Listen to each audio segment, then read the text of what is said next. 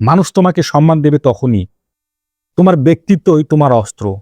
যাকে দুর্বল ভাবছো সেই তোমাকে নিয়ে খেলছে। তুমি যদি মুখ বুজে থাকো, দুনিয়া তোমাকে ব্যবহার করবে। তুমি যদি নরম স্বভাব দেখাও, মানুষ তোমাকে পদদলিত করবে। তুমি যদি নিজের মূল্য না বোঝো, অন্যেরা তোমাকে আবর্জনা ভাববে।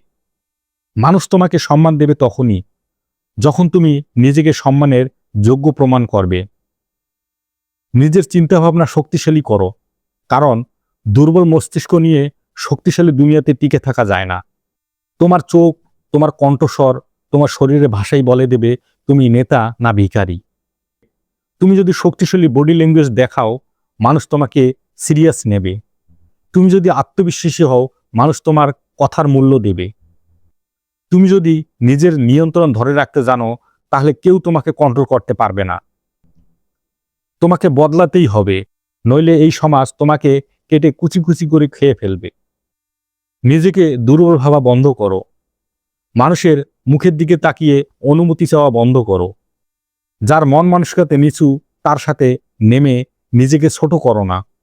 হাত শক্ত রাখো, পা মাটিতে গেঁথে রাখো, কণ্ঠস্বর দৃঢ় করো।